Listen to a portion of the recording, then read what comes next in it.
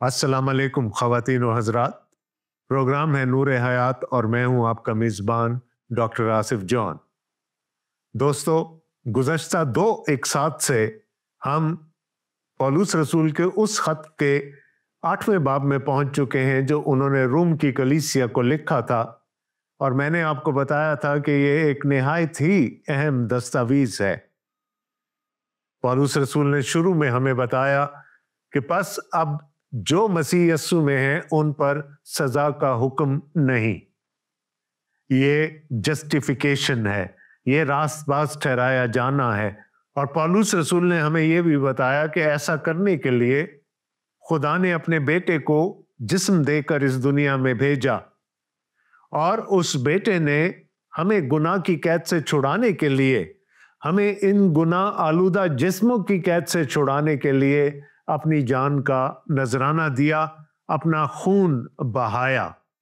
याद रहे कि बनी इस्राएल जिस रात मिस्र से निकाले गए थे, उनके लिए हुक्म था कि हर खानदान एक बर्रे को ज़बह करे, और उस ज़िबा किए हुए बर्रे का खून उनको अपने दरवाजे की चौखट के दोनों बाजुओं पर और ऊपर लगाना था।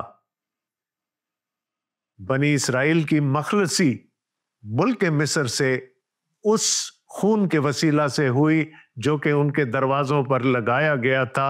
इसी तरह से हम भी खुदावंद यीशु मसीह के खून के वसीला से रास्तबाज ठहराए जाते हैं। और उसके बाद फिर पौलुस रसूल ने हमें यह बताया कि हमारी सफाई सुथराई का एक अमल शुरू होता है, जिसको हम सैंक्टिफिकेशन या तकदीस या पाक ठहराया जाना कहते हैं। खुदा का रूह पाक कलाम के साथ मिलकर हमारी सफाई और सुथराई करता है। हमारे अंदर जो गुनाह की गलाजत है, गंदगी है, उसको आहिस्ता आहिस्ता ऊपर लाया जाता है। और जब हम अपने उन गुनाहों के लिए खुदा के हजूर माफ़ी मांगते हैं तो वो गुनाह हमारी ज़िंदगी से खारिज हो जाता है। मैंने पिछले प्रोग्राम में आपको सोने की यानी धात की मिसाल दी थी कि सोने को किस तरह से पाक किया जाता है। और फिर पौलुस रसूल ने हमें यह बताया कि जो रास्तबाज ठहराए जाते हैं, जो पाक किए जाते हैं, उनके लिए जिंदगी में एक उम्मीद होती है कि वो एक दिन जलाल पाएंगे। हम इन फानी बदनों के साथ जलाल नहीं पा सकते। और पौलुस रसूल ने कहा कि जिस तरह खुदा ने अपने बेटे यीशु मसीह को मुर्दों में से जिलाया, एक जलाली बदन के साथ जलाया, उसी तरह खुदा हमें भी मुर्दों में से जिलाएगा, हमें भी एक जलाली बदन अता किया जाएगा। और उस दिन हमारे बदनों की मखलसी होगी और हम खुदा की बादशाही में, खुदा के जलाल में दाखिल किए जाएंगे।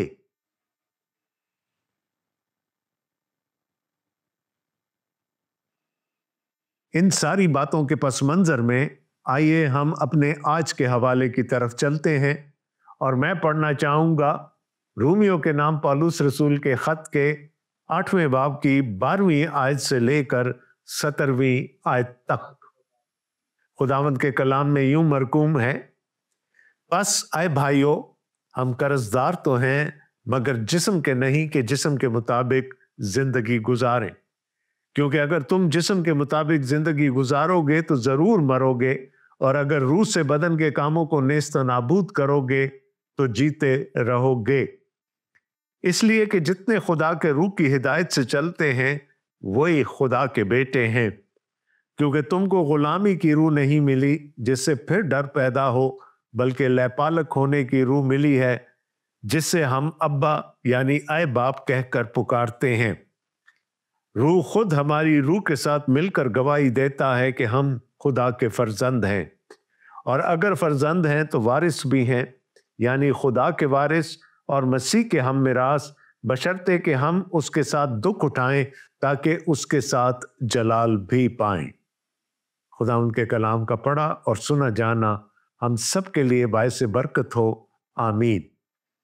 दोस्तों, बाप के एंड शुरू में ही पौलुस रसूल ने जस्टिफिकेशन की बात की थी, यानी तस्दीक या रास्तबाज ठहराया जाना। जब हम रास्तबाज ठहराए जाते हैं तो उसका पहला इनाम जो हमें मिलता है वो खुदा का पाक रूह है जो हमारे अंदर बसता है।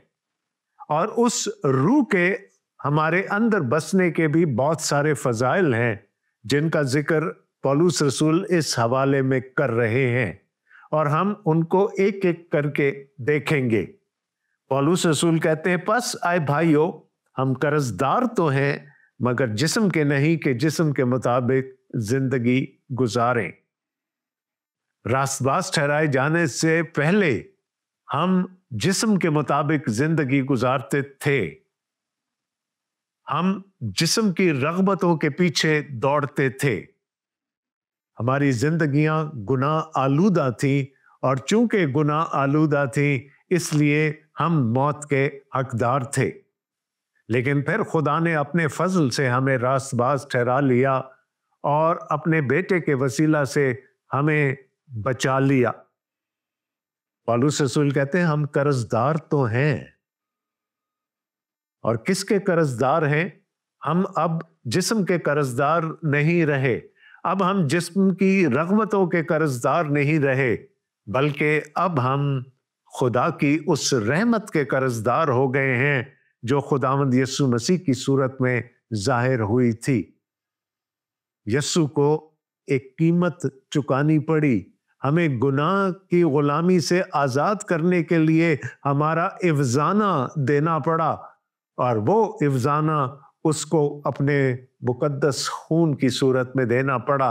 उसने कलवरी पर अपने खून को बहा दिया ताकि उसके वसीला से हम रास्तबाज ठहराए जा सकें। और यहां पर हम देखते हैं कि पौलुस रसूल कहते हैं कि हम कर्जदार हैं। और किसके कर्जदार हैं? हम खुदावंद यीशु मसीह के कर्जदार हैं। उसने हमारी कीमत चुकाई। हम खुदा के कर्जदार हैं क्योंकि उसकी रहमत के सबब से ये सब कुछ हमारे लिए हुआ। पौलुस रसूल कहते हैं, अब हम जिस्म के कर्जदार नहीं रहे, हम जिस्म की गुलामी से निकल आए हैं। और जिस्म से मेरी मुराद या पौलुस रसूल की मुराद वो गुनाह है जो हमारे जिस्मों में बसा हुआ है। लिहाजा पौलुस रसूल कहते हैं कि अब हम जिस्म के कर्जदार नहीं हैं कि जिस्म में जिंदगी गुजारें। अब हमें कॉन्शियस एफर्ट करनी पड़ेगी ताकि हम अपने आप को गुनाह से आजाद कर सकें। अब आइंदा को हमें गुनाह में जिंदगी नहीं गुजारनी, क्योंकि अगर तुम जिस्म के मुताबिक जिंदगी गुजारोगे तो जरूर मरोगे। वही इक्वेशन है। जिस्म, वो गुनाह जो हमारे जिस्मों में बसता है, जिसको हमने इनहेरिट किया है, जो हमें विरासत में मिला है, और फिर उस गुनाह की सजा यानी मौत। तो पौलुस रसूल लिखते हैं, क्योंकि अगर तुम जिस्म के मुताबिक जिंदगी गुजारोगे तो जरूर मरोगे। अगर हम जिस्म की रग़बतों के पीछे भागेंगे, अगर हम गुनाह ही में जिंदगी गुजारेंगे तो हम जरूर मरेंगे। और अगर रूह से बदन के कामों को नेस्त व नाबूद करोगे तो जीते रहोगे। अगर अपने आप को तकदीस के उस अमल के लिए, पाक ठहराए जाने के उस अमल के लिए पेश कर दोगे तो फिर पौलुस रसूल कहते हैं जरूर ही जीते रहोगे। याद रहे कि पिछले प्रोग्राम में मैंने आपको कहा था कि ये सब कुछ मरहलावार होता है। जरूर है कि पहले हमारी तस्दीक हो, हम रास्तबाज ठहराए जाएं, और ऐसा खुदा के फजल से और ईमान लाने के वसीला से होता है। उसके बाद तकदीस का एक तकलीफ दे अमल शुरू होता है, और उस तकदीस में से गुजरते वक्त हमारी एक ही उम्मीद होती है कि एक दिन हम जलाल पाएंगे। ऐसा नहीं हो सकता कि हम बगैर ईमान लाए, बगैर रास्तबाज ठहराए जाने के कहें कि हमें जलाल मिल जाए। ऐसा नहीं हो सकता। और ऐसा भी नहीं हो सकता कि अपने आप को तकदीस के अमल के लिए पेश किए बगैर हम जलाल की तवक्को करें। जलाल उनको मिलेगा जो पाक ठहराए जाएंगे। पाक वो ठहराए जाएंगे जो रास्तबाज ठहराए जा चुके होंगे। ये एक स्टेप वाइज प्रोसेस है, ये सब कुछ मरहलावार होता चला जा रहा है।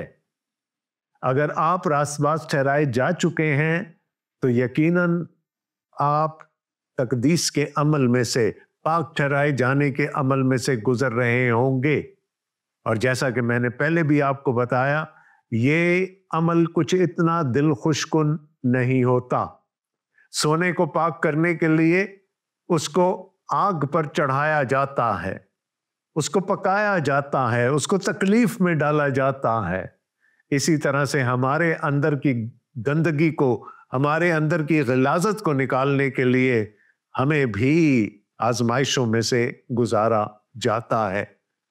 तो पौलुस रसूल ये कह रहे हैं कि हमें बदन के कामों को नेस्त करना है अगर हमें जीते रहना है। हमें अपने आप को तकदीस के अमल के लिए पेश करना है।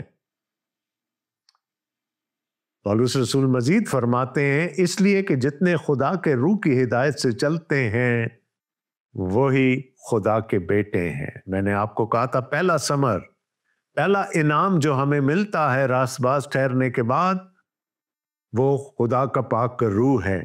और खुदा के पाक रूह के हमारे जिंदगी में आ जाने के बाद एक तरफ तो तकदीस का अमल शुरू हो जाता है, दूसरी तरफ हमें एक नया स्टेटस मिल जाता है।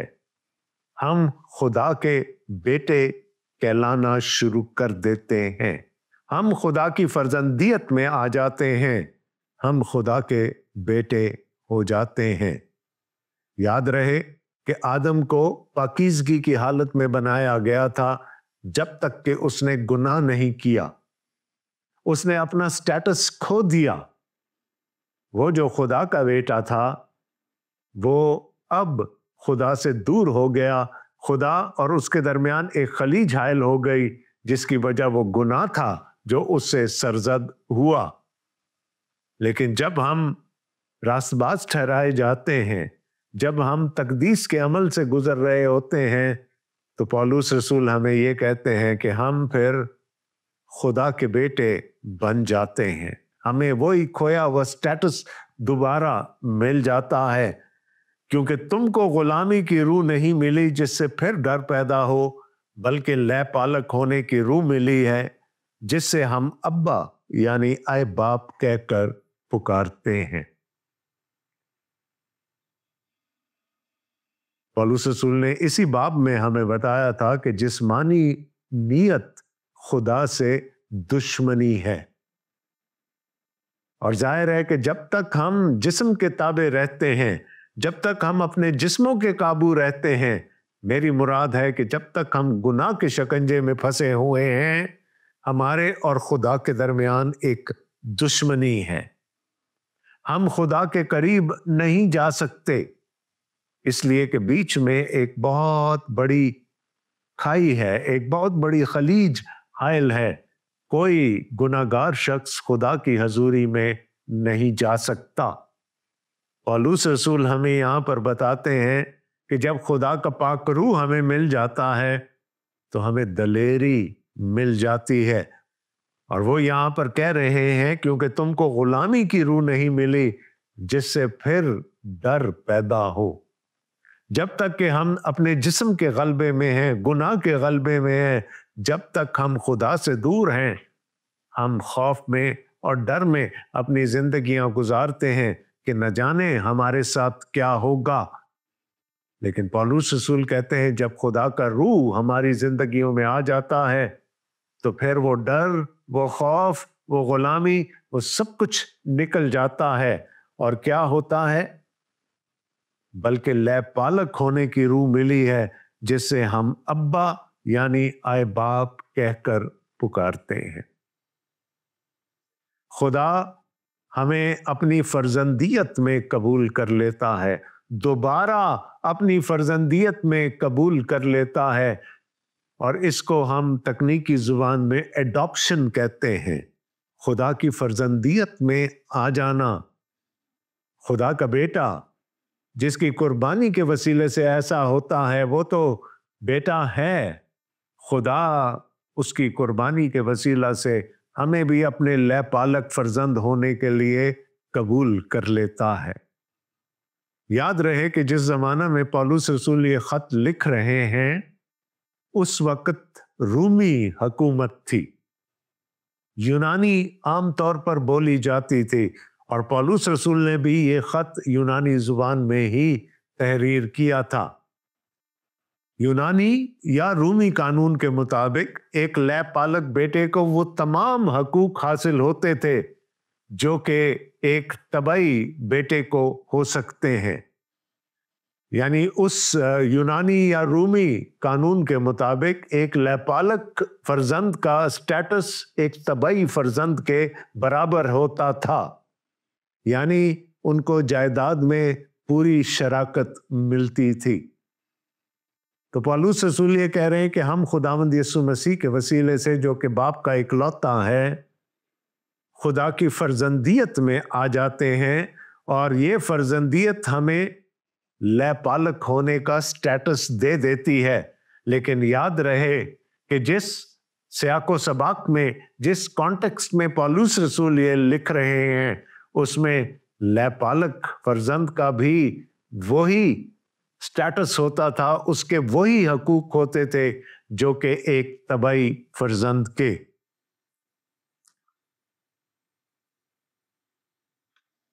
اور اس کی نشانی کیا ہے؟ اس کی نشانی یہ ہے کہ رشتہ بدل گیا، ہمارا خدا کے ساتھ رشتہ بدل گیا۔ اب ہم خدا کے دشمن نہیں رہے بلکہ خدا کے لے پالک فرزند ہو گئے ہیں، ہمیں ایڈاپٹ کر لیا گیا ہے خدا کے خاندان میں، اور جب ایڈاپٹ کر لیا گیا ہے تو پھر ہم خدا کو اپنا باپ کہہ کر مخاطب کر سکتے ہیں۔ یہاں لکھا ہے کیونکہ تم کو غلامی کی روح نہیں ملی جس سے پھر ڈر پیدا ہو، بلکہ لے پالک ہونے کی روح ملی جس سے ہم ابا یعنی اے باپ کہہ کر پکارتے ہیں۔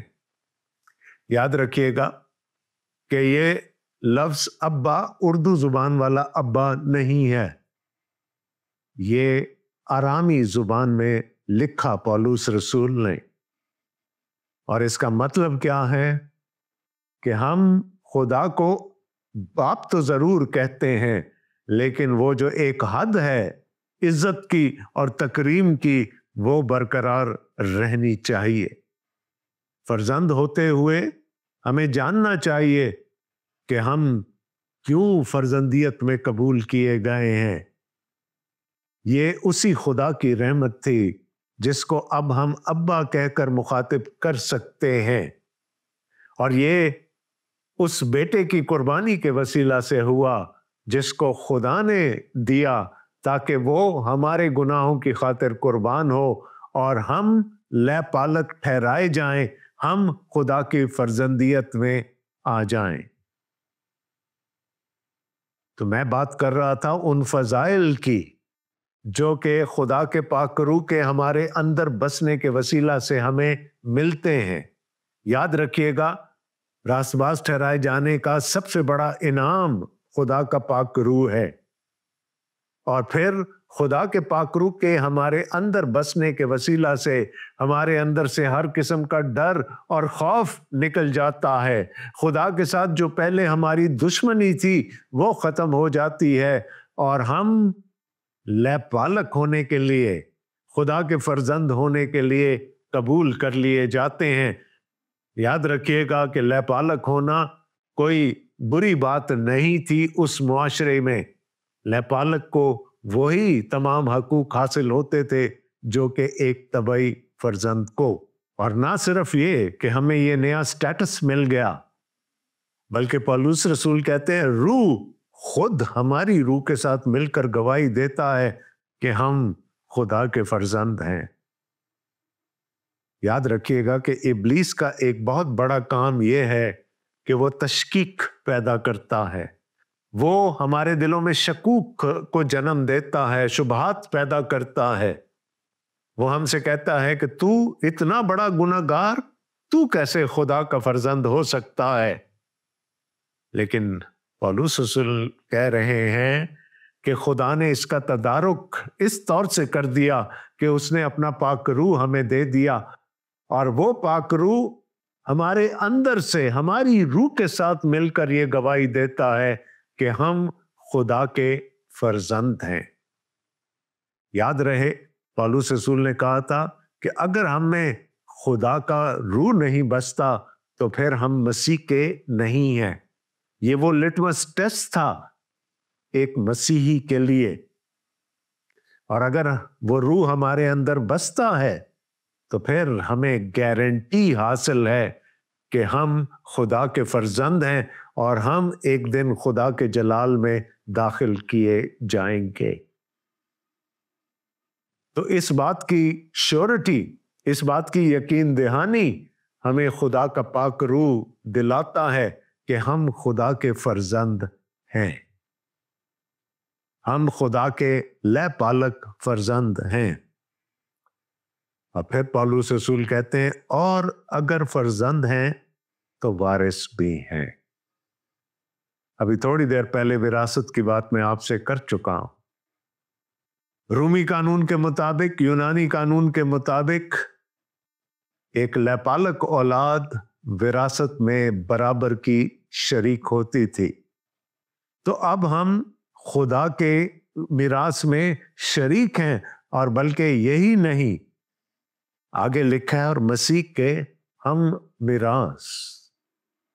یاد رہے کہ پولس رسول پہلے ہی ہمیں بتا چکے ہیں کہ یسوع مسیح کو خدا نے مردوں میں سے جلایا، ایک جلالی بدن کے ساتھ اس کو جلایا، اور خداوند یسوع مسیح آج اپنے باپ کے دائنی طرف بیٹھا ہم سب کے لیے شفاعت کر رہا ہے۔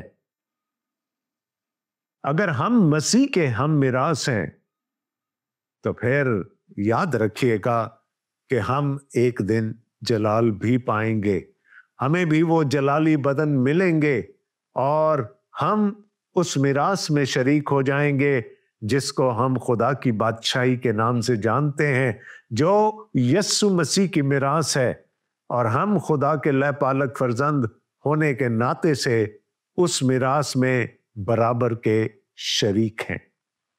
اور اگر فرزند ہیں تو وارث بھی ہیں، ایک اور فضیلت جو ہمیں مل گئی۔ میں نے آپ کو بتایا تھا کہ خدا کے پاک روح کے ہمارے اندر بسنے کے بہت سارے فضائل ہیں، ان میں سے لے پالک فرزند ٹھہرایا جانا ایک ہے، اور نہ صرف یہاں تک بات رکتی ہے بلکہ پولس رسول کہہ رہے ہیں کہ ہم خدا کے وارث ہیں اور مسیح کے ہم میراث، ہم حقدار بن جاتے ہیں خدا کی بادشاہی میں داخل ہونے کے۔ لیکن اس کے ساتھ ایک پروویزو ہے، ایک شرط بھی پولس رسول یہاں پر لگاتے ہیں، بشرطے کہ ہم اس کے ساتھ دکھ اٹھائیں تاکہ اس کے ساتھ جلال بھی پائیں۔ میں نے آپ کو کہا تھا کہ یہ تقدیس کا جو یہ سفر ہے، تقدیس کا جو یہ عمل ہے، اس میں ہمیں دکھوں میں سے گزرنا پڑتا ہے، ہمیں مصائب برداشت کرنے پڑتے ہیں، ہمیں ایذا رسانی کا سامنا کرنا پڑتا ہے۔ اور یاد رہے کہ جب خداوند یسوع مسیح اس دنیا میں تھے، اس زمین پر تھے، تو ان کو بھی ہر طرح کے مصائب کا سامنا کرنا پڑا، اور ان دکھوں میں سے گزر کر انہوں نے جلال پایا۔ تو ہم بھی اگر خدا کے فرزند ہیں، خدا کے وارث ہیں اور مسیح کے ہم میراث ہیں، تو پولس رسول کہتے ہیں کہ پھر ہمیں بھی دکھ اٹھانے کے لیے تیار رہنا پڑے گا۔ تقدیس کا عمل ہمیشہ تکلیف دہ ہوتا ہے، جیسے کہ سونا آگ میں ڈالا جاتا ہے تاکہ اس کی تقدیس ہو سکے، اسی طرح خدا بھی ہمیں تکلیفوں میں، مصائب میں، آزمائشوں میں سے گزارتا ہے تاکہ ہمارے اندر کی گندگی اوپر آتی رہے، سرفس پہ آتی رہے، جہاں سے اس کا پاک روح اور اس کا پاک کلام اس کو صاف کرتے چلے جائیں۔ تقدیس بغیر دکھ اٹھائے نہیں ہو سکتی۔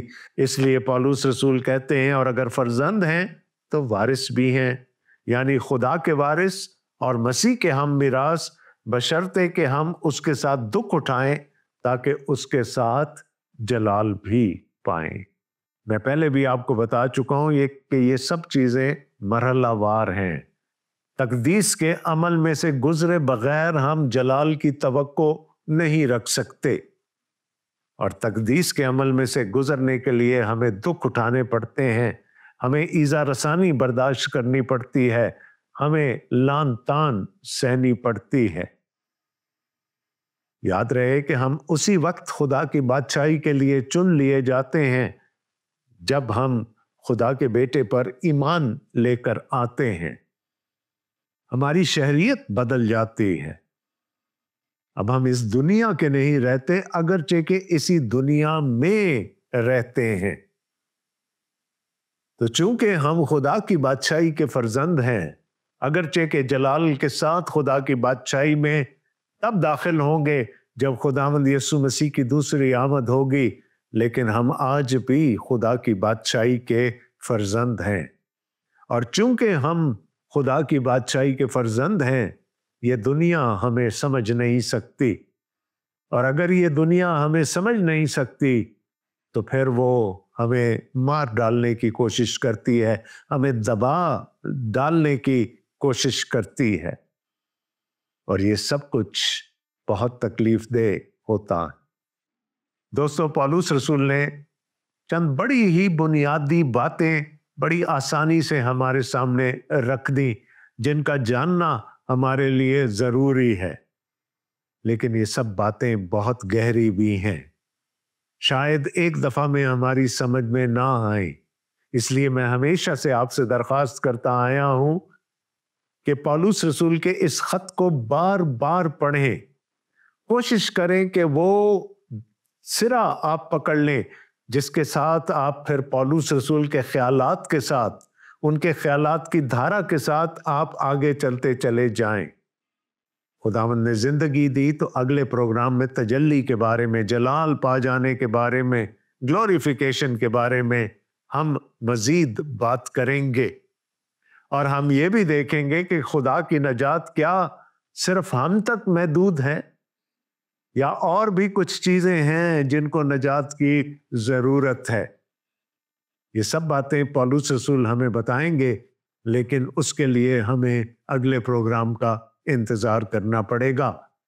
میری دعا ہے کہ مجھے اور آپ ہم سب کو خدا اپنے حفظ و امان میں رکھے، اپنے کلام کی گہری سمجھ عطا کرے، اور پھر اس کلام پر عمل کرنے کی توفیق عطا کرے۔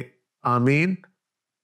اگلے پروگرام تک کے لیے اپنے میزبان ڈاکٹر آصف جون کو اجازت دیجیے گا۔ خدا حافظ۔